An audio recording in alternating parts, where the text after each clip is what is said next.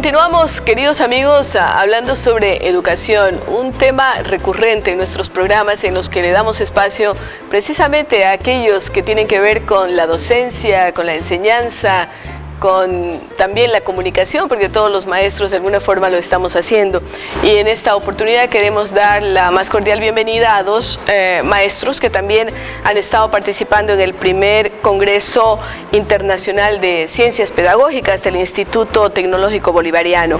Y queremos dar la más cordial bienvenida a la doctora Rosa Ana Jaime Ojea, también de nacionalidad cubana y que tiene un doctorado en Ciencias Pedagógicas, y al doctor en Ciencias Pedagógicas, Roger Martínez Isaac. Bienvenidos los dos a este programa.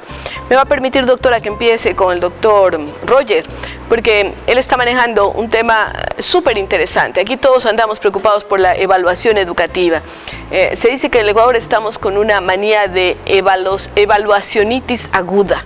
Los niños de jardín de infantes están con temor de ser evaluados, porque tienen temor los papás de que si no pasan la evaluación, pues no van a poder entrar a la escuela, ¿no? Tienen ese temor y dicen que hay estrés en los niños chiquitos por esta preocupación.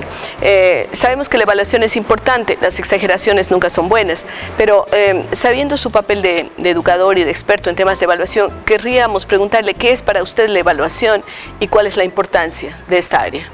Bien, la evaluación tradicionalmente ha sido interpretada de diferentes maneras.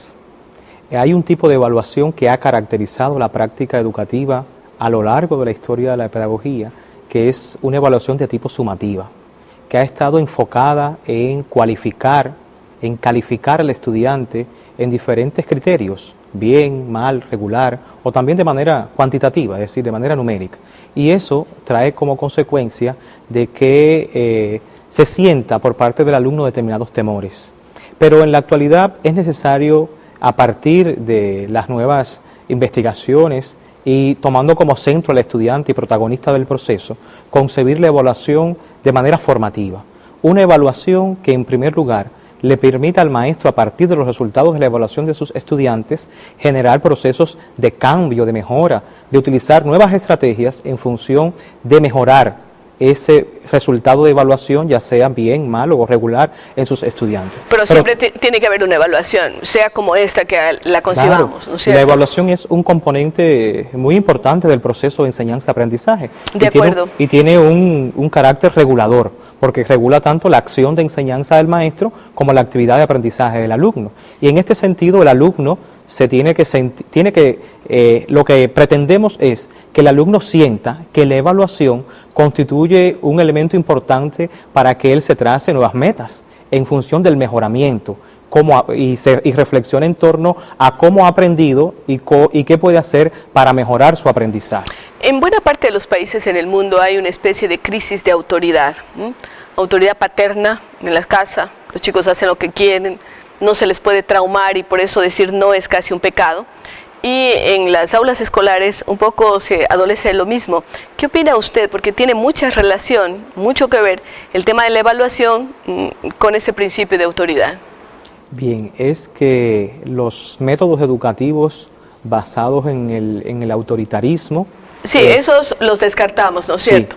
Sí. La letra con sangre entra, no claro, va aquí. Y que es lo que caracterizó también a la escuela tradicional. Pero se va de un lado al otro extremo.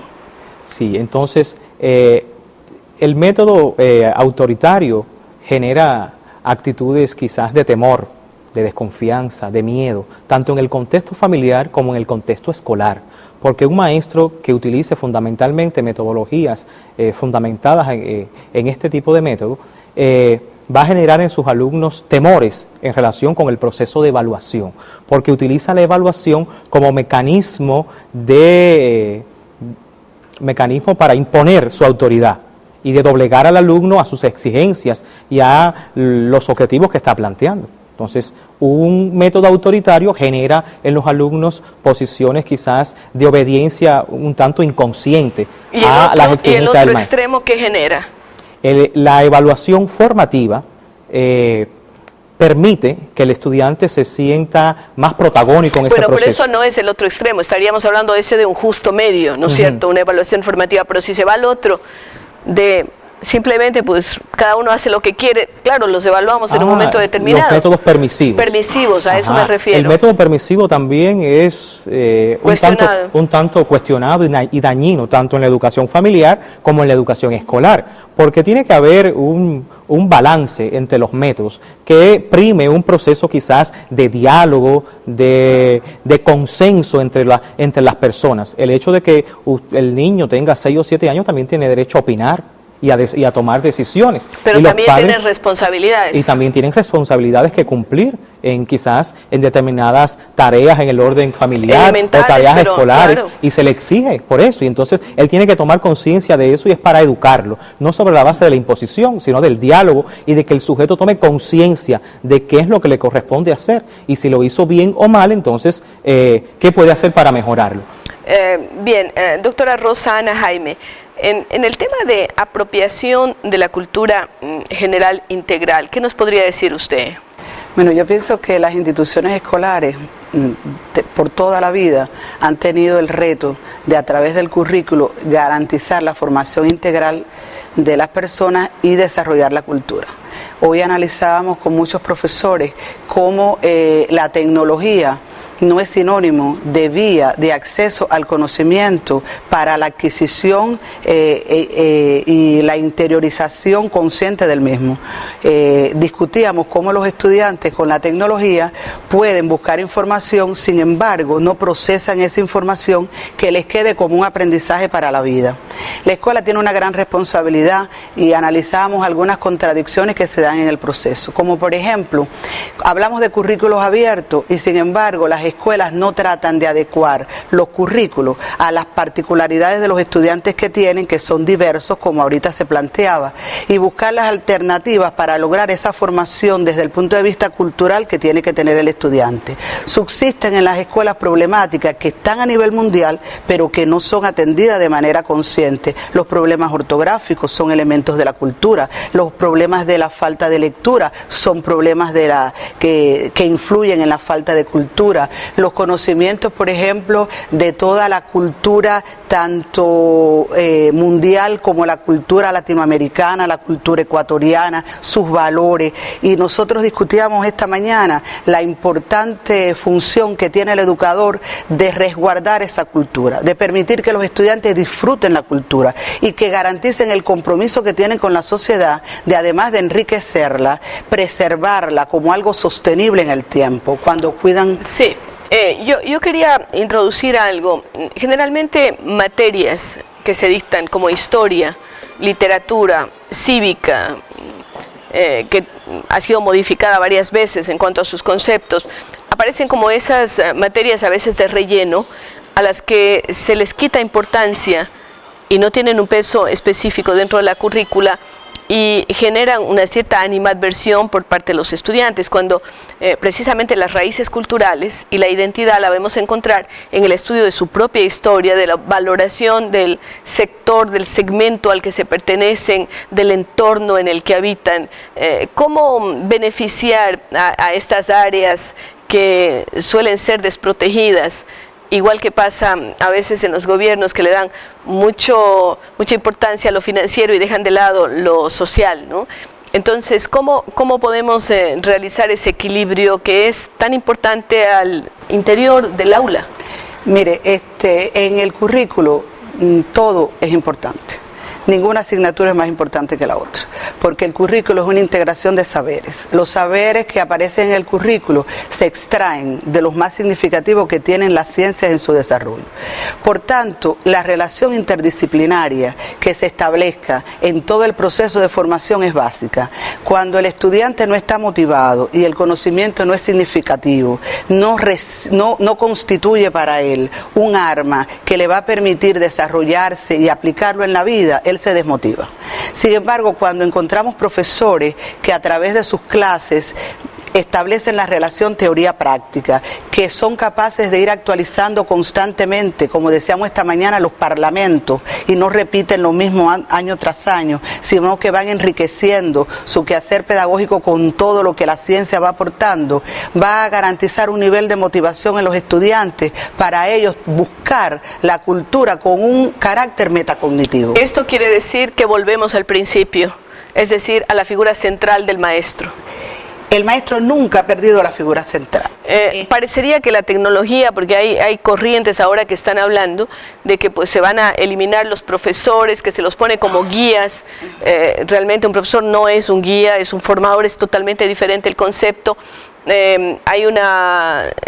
en las noticias ahora una corriente dentro de los jesuitas, en que están hablando pues de otros conceptos, derribar los muros de las escuelas, no hay horario, no hay currícula, solamente hay unos profesores que están medio guiando a los alumnos, y esto se lo está haciendo ahorita. Entonces, esto es desvirtuar la imagen del maestro, y nosotros volvemos siempre a la centralidad y al protagonismo del maestro en el aula de clase y un poco más allá también, porque salen del aula. Mire, eso sería ir a los extremos, y los extremos siempre son nefastos. El maestro nunca puede perder la esencia de educador, porque se perdería la humanidad misma. La educación conduce al desarrollo. La tecnología puede aportar muchos conocimientos, pero no logra formar al individuo. Y la educación en este momento debe tener un carácter humanista, a partir de todo lo que se está aspirando de que el hombre esté en equilibrio con el mundo.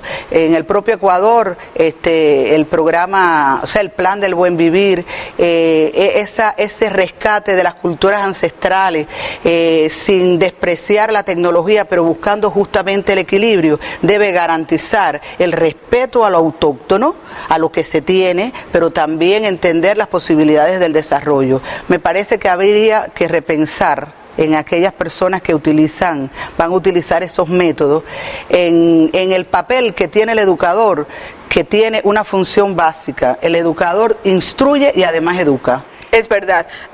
Doctor Roger, estamos ya en los segundos finales y el tiempo se nos acorta porque hay temas muy importantes, pero me gustaría que, al igual que sus colegas de hace un momento, nos dé un mensaje valorando, porque a veces el maestro siente que es la última rueda del coche, que le pagan poco, que si no puede hacer otra cosa va a ser maestro, que está poco valorizado. Yo quiero que usted le dé el valor que tienen los maestros como evaluador que es. Bien, la labor del maestro es una labor de infinito amor.